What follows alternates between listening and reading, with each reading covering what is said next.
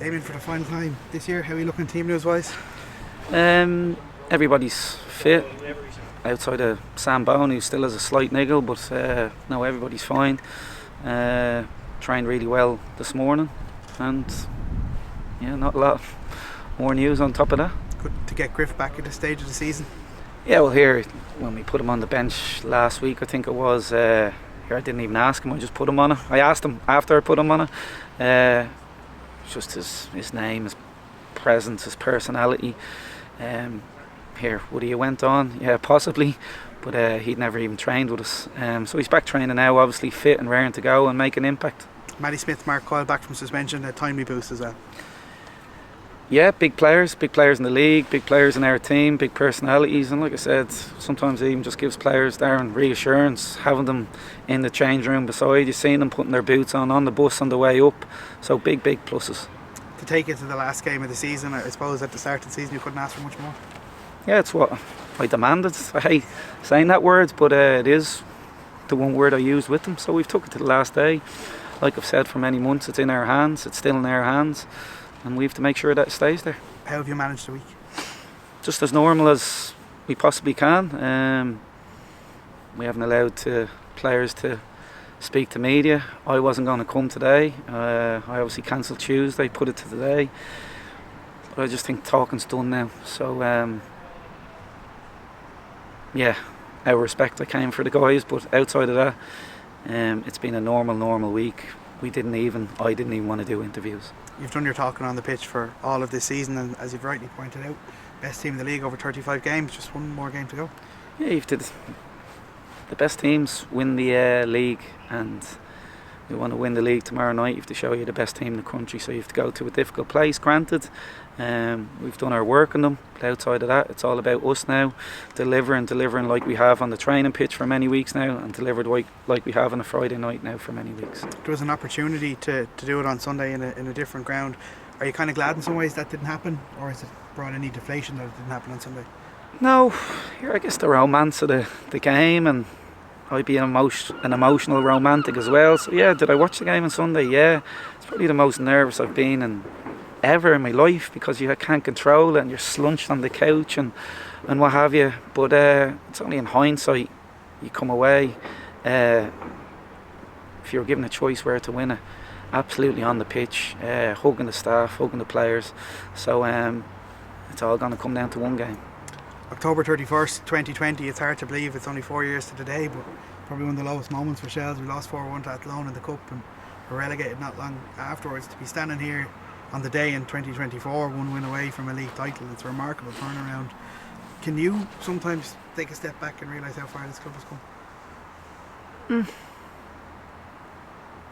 I know it has come a long way, but I don't take a step back and look at myself or look at the staff and look at the players and give each other pats on the back. For me, it's still not enough.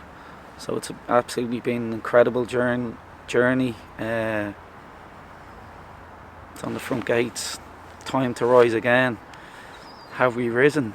Yeah, to a point, but I think you're only really back when you're holding silverware, and I mean proper silverware. So an amazing journey, but doesn't mean you become, complacent. Yeah, we're back. No, the journey has to stay on an upward trajectory.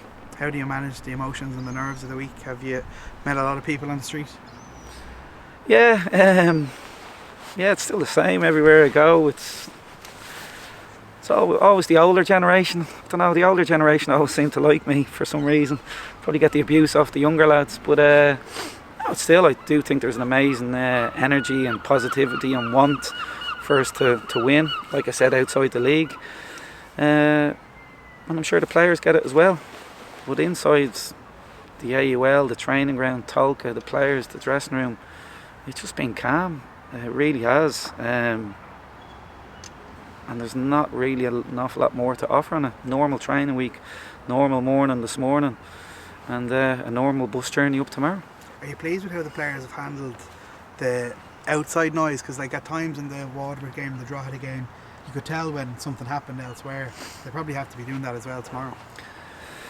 Probably, but as I said to them at half time last week, Don't let your minds wander. If you do hear a noise or you've done something bad or good or thinking where the end goal is and winning leagues and all, you just have to stay in the now and the present.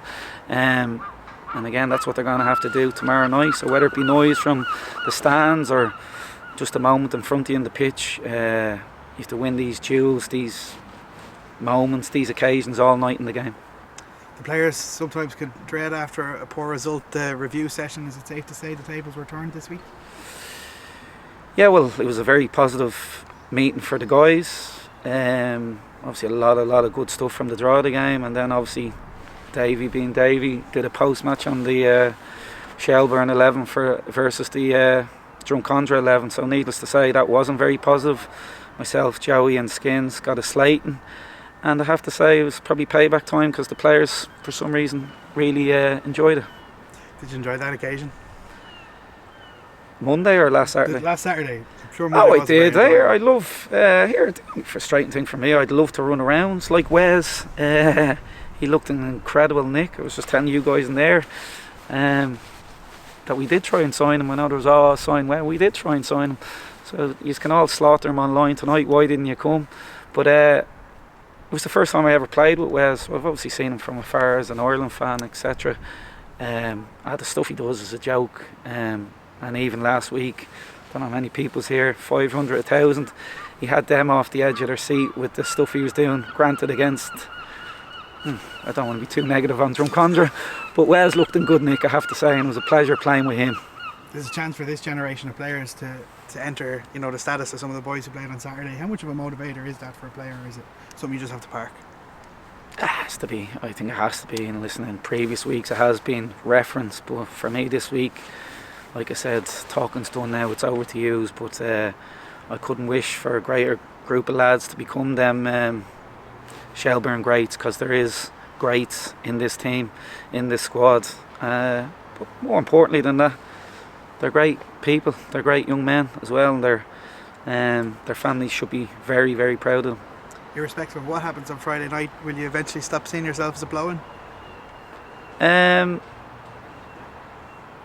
Well, firstly, the irrespective of what might happen and all I visualised is one thing. As for a blow-in, here I don't know, there's guys around this beautiful stadium that are supporting the league 50, probably 60 years. So what am I, 3? I think I'll be a blow-in for a long time to come, but it won't stop me attacking each day with the same energy, same positivity. And I don't know, as I said to the guys the other day, I hope they're preparing for tomorrow night like I am, because I feel as if I could start the season all over again next Friday.